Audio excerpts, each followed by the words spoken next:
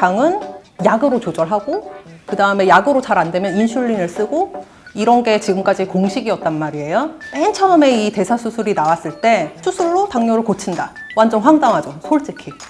그러다가 얘가 동반 질환, 특히 당뇨에 효과가 있다. 이게 알려지기 시작하고 비만 수술이 당 조절하는데 엄청나게 효과적이구나. 고혈압도 없어지고요.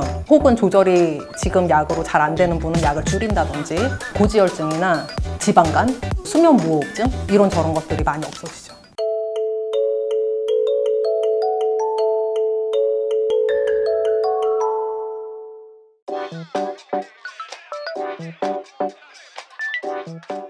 비만 대사 수술이 단지 겉보기가 좋으려고 수술을 하는 게 아니고 이 수술의 대상이 되는 굉장히 고도 비만한 분들, 병적 비만이라고 부르는데 그런 분들은 고혈압, 당뇨 이런 만성질환을 동반으로 갖고 계시는 분들이 굉장히 많은데요. 그 만성질환의 유병률이 올라가는 위험 요인 자체가 비만 때문에 그렇거든요.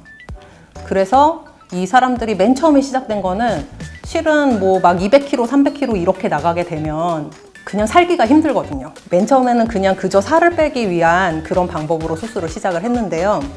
원래 당뇨라는 병이 맨 처음에 걸리면 병원에 가면은 맨 처음에 하는 얘기가 운동하고 식이 조절하세요. 이거예요. 그래서 살이 빠지면 당연히 당뇨도 좋아지겠지. 이렇게 생각을 한 거죠. 그리고 그 사람들이 다 비만 수술을 한 다음에 살이 빠졌더니 당뇨도 좋아지더란 말이죠. 근데 그거를 막 여러 가지로 연구를 해봤더니 많은 사람들에서 비만 대사 수술을 해서 살이 빠지고 그 다음에 당뇨가 좋아지는 게 아니고 비만 대사 수술을 하면 그 다음 하루 이틀째, 수술한 지 하루 이틀째에는 아직 살이 빠지기 전이잖아요. 근데 그때부터 당뇨가 조절이 되는 거예요. 그래서 이거는 살이 빠져서 그거에 대한 부가적인 효과로 당 조절이 되는 게 아니고 뭔가 그 수술 자체에 아직 알려지지 않았지만 아직 검증되지 않은 그런 의학적인 이유가 있어서 당 조절이 바로 되는구나. 그렇게 사람들이 생각을 하게 됐고요. 비만 수술이 어떤 메커니즘으로 당 조절을 하게 되는지에 대해서 연구가 막 진행이 됐어요. 그렇게 연구가 되다 보니까 맨 처음에는 얘가 그냥 수술의 이름도 전체 이 수술 종류를 지칭하는 말이 비만 수술이었거든요. 그러다가 얘가 동반 질환, 특히 당뇨에 효과가 있다. 이게 알려지기 시작하고 그거의 기전을 사실 아직 완전히는 몰라요. 근데 그 기전에 대한 연구가 계속 되다 보니까 비만 수술이 대사에도 엄청나게 효과적이구나. 당 조절하는데. 그래서 비만 대사 수술이 됐거든요. 그때부터.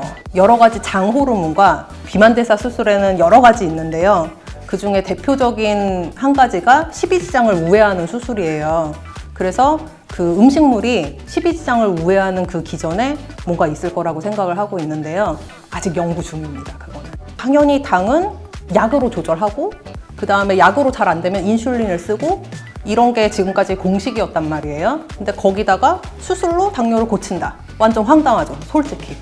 진짜 이 비만 대사 수술에 몇십 년에 걸친 연구 결과를 보니까 당 조절이 되는 거죠. 이 수술을 했더니 1차 당뇨 회담이 말하자면은 그 여러 가지 그 전 세계적인 전문가들이 모여가지고 당뇨의 치료에 대한 가이드라인을 만드는 거라고 생각을 하시면 되는데 그런 회의에서 비만한 사람에서 당 조절이 안 될 때는 당 컨트롤이 약으로 잘 안 되면 그때는 수술을 고려할 수도 있어요. 그렇게 결론을 내줬었어요. 근데 2차 당뇨 회담에서는 그게 어떻게 바뀌었냐면은 일정 수준의 비만도 이상인 사람에서는 당 조절이 지금 현재 약으로 잘 되던 말던 약으로 조절이 잘 되고 있는 사람도 수술 먼저 할 수 있습니다. 그게 효과가 좋습니다. 이렇게 가이드라인이 나온 거거든요. 그러니까 그게 굉장히 좀 파격적인 거죠. 당뇨가 이 비만 대사 수술에서 가장 좀 크게 타겟팅하고 있는 그런 동반 질환이긴 한데 그거 말고도 여러 가지 동반 질환에 호전 효과가 있거든요. 고혈압도 없어지고요. 혹은 조절이 지금 약으로 잘 안 되는 분은 약을 줄인다든지 고지혈증이나 지방간, 수면무호흡증 이런 저런 것들이 많이 없어지죠.